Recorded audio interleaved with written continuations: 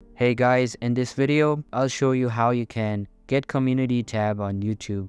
So make sure to watch this video till the end and let's get started.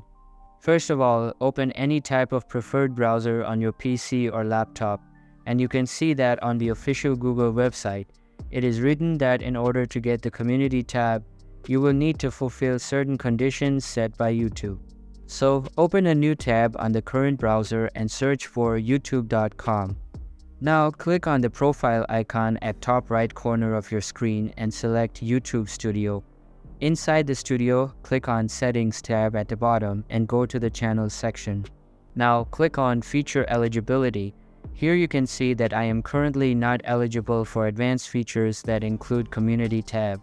If you are eligible, simply click on Access Features button, and it will take about 48 hours to access them. And that's how you can get Community tab on YouTube. Hope you liked the video. Thanks.